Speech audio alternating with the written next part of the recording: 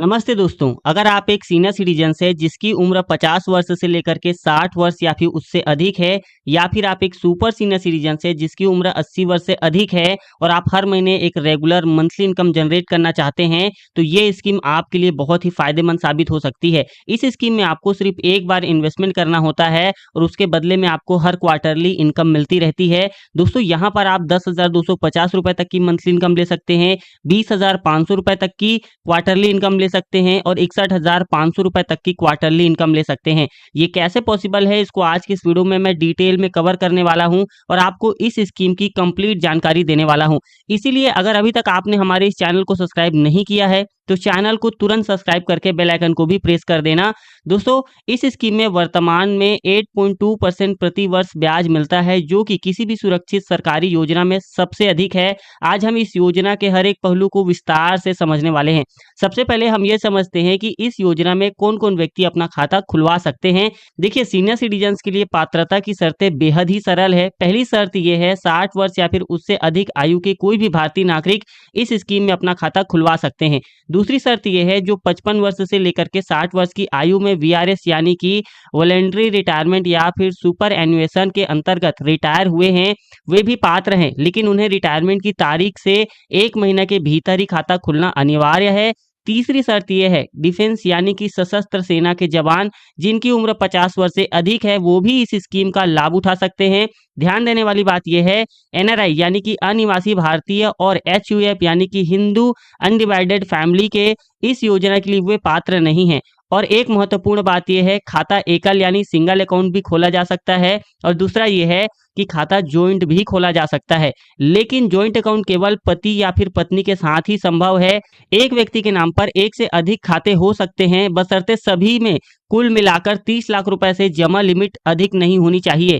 अब हम बात करते हैं डिपॉजिट लिमिट की कि इस स्कीम में कितना पैसा जमा किया जा सकता है। देखिए, इस स्कीम में कुछ शर्तें हैं जो हर निवेशक को जाननी बहुत जरूरी है। इस योजना में न्यूनतम यानी कि मिनिमम आप 1,000 रुपए से खाता खुलवा सकते हैं और जमा राशि हमेशा 1,000 रुपए के गुणांक में ही होनी चाहिए। अधिकतम जमा राशि की लिमिट है 30 लाख रुपए।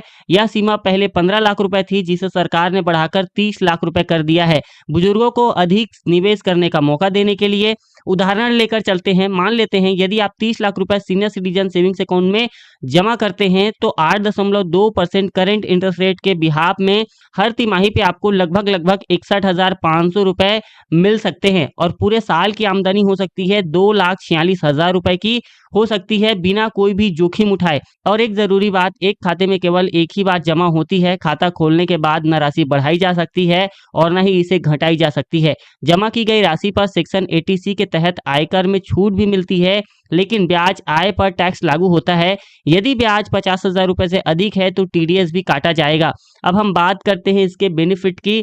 जब हम वीआरएस या फिर रिटायरमेंट के बाद मिलने वाली राशि की बात करते हैं तो ये समझना बहुत जरूरी होता है कि सीनियर सिटीजन सेविंग्स स्कीम के नियमों में रिटायरमेंट बेनिफिट का क्या अर्थ है। इसमें शामिल है प्रोविडेंट फंड की राशि, ग्रेट्युटी, पेंशन के बदले मिला commutation amount, group savings, link insurance scheme के तरफ मिली राशि, लिव इनकैशमेंट, सरकारी सेवा छोड़ने पर मिली एक्स ग्रेट्युटी राशि और सेना के जवानों को मिलने वाला रिटायरमेंट ग्रेट्युटी। सरल शब्दों में, रिटायरमेंट पर एकमुश्त मिलने वाली कोई भी वैध सरकारी या फिर निजी सेवा की राशि सीनियर सिटीजन सेविंग्स अकाउंट में जमा की जा सकती है, बशर्ते वो 30 लाख रुपए से सीमा के अंदर ही हो और खाता 1 महीने के भीतर खोला जाए। इसीलिए जब भी कोई रिटायर हो, उन्हें तुरंत इस स्कीम के बारे में जानकारी लेनी चाहिए। 1 महीने की देरी भी सुविधा से वंचित करा सकती है। अब हम बात करते हैं इस स्कीम के ब्याज दरों के बारे में, यानी कि इंटरेस्ट रेट के बारे में, जो कि बहुत ही अहम पहलू है।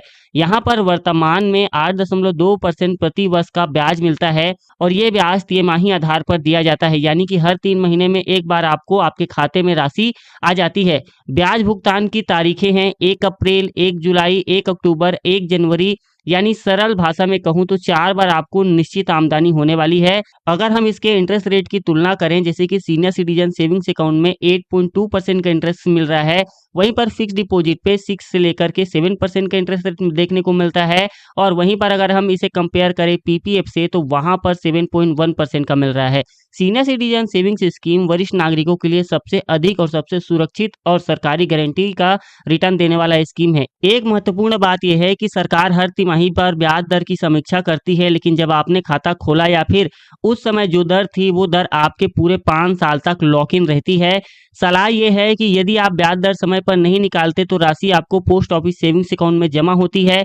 इसलिए सीनियर सिटीजन सेविंग्स अकाउंट के खाते के साथ अपना पीओएसए यानी कि post office savings account link जरूर करवाएं। ठीक है, अब हम बात करते हैं इसके प्री मैच्योर विड्रॉल के बारे में। देखिए, जीवन में कब कौन सी जरूरत आ जाए कोई नहीं जानता, इसलिए सीनियर सिटीजन सेविंग्स अकाउंट में समय से पहले खाता बंद करने की सुविधा भी है, लेकिन इसके साथ कुछ पेनल्टी भी जुड़ी हुई है। जैसे कि यदि आप खाता खोलने के 1 साल के भीतर ही खाते को बंद कर देते हैं तो आपको कोई भी ब्याज नहीं मिलेगा। दूसरी शर्त यह है, यदि 1 से लेकर के 2 साल के बीच बंद करते हैं तो मूलधन का 1.5% पेनल्टी काटा जाएगा, और यदि 2 साल के बाद बंद करते हैं तो मूलधन का 1% पेनल्टी काटा जाएगा। विशेष परिस्थितियां ये है, यदि खाता धारक की मृत्यु हो जाए तो नॉमिनी या फिर कानूनी उत्तराधिकारी बिना किसी पेनल्टी के पूरी राशि को निकाल सकते हैं। हमारी सलाह ये हो सकती है कि जब कोई अत्यंत जरूरी काम ना हो तो सीनियर सिटीजन सेविंग्स अकाउंट खाता समय से पहले नहीं करनी चाहिए। अब हम बात करते हैं अकाउंट एक्सटेंशन के बारे में।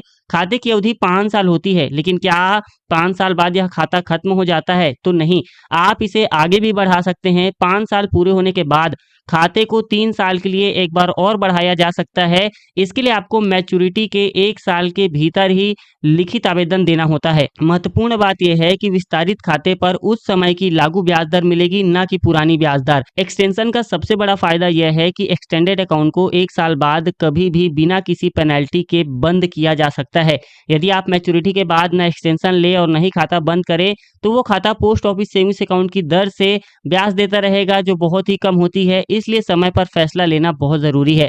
अब हम बात करते हैं अकाउंट क्लोजिंग के बारे में। ये सबसे जरूरी बात है जो बेहद सरल है और पारदर्शी भी है। 5 साल की मैच्योरिटी पर खाता बंद करने के लिए आपको अपने पोस्ट ऑफिस या फिर बैंक में जाकर फॉर्म 2 भरकर जमा करना होगा। साथ में पासबुक, पहचान प्रमाण और अन्य जरूरी दस्तावेज लाने होंगे। नॉमिनी की स्थिति में खाता धारक की मृत्यु होने पर नॉमिनी को मृत्यु प्रमाण पत्र, सेंसन सर्टिफिकेट या फिर अन्य जरूरी दस्तावेज जमा करने होंगे। खाता खोलते समय नॉमिनी का नाम जरूर दर्ज करवाएं। बाद में बदलाव के लिए फॉर्म डी भी आप भर सकते हैं। आइए दोस्तों, अब हम चलते हैं कैलकुलेटर पर और आपको कैलकुलेट करके बताते हैं कि यदि आपने यहाँ पर डिपॉजिट किए तो आपको क्वार्टरली आपको कितने रुपए की इनकम हो सकती है और मैच्योरिटी पर आपको कितने रुपए की इनकम हो सकती है। अगर आपने मान के चलते हैं 50,000 रुपए डिपॉजिट किए तो क्वार्टरली आपको 1,025 रुपए मिल सकते हैं और आपके लगभग फाइनल पैसे की वैल्यू हो सकती है 70,500 रुपए। अगर आपने 1 लाख रुपए डिपॉजिट किए तो क्वार्टरली आपको 2,050 रुपए मिल सकते हैं, और अगर आप मैच्योरिटी पर चाहें तो आपको लगभग 1,41,000 रुपए मिल सकते हैं।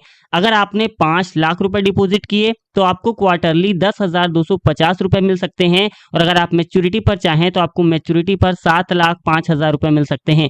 अगर आपने 8 लाख रुपए डिपॉजिट किए तो आपको क्वार्टरली हर 3 महीने में 16,400 रुपए मिल सकते हैं, और मैच्योरिटी पर चाहें तो मैच्योरिटी पर आपको लगभग 11,28,000 रुपए मिल सकते हैं। अगर आपने 10 लाख रुपए डिपॉजिट किए तो आपको हर तिमाही पर 20,500 रुपए मिल सकते हैं, और मैच्योरिटी पर आपको लगभग 14,10,000 रुपए मिल सकते हैं।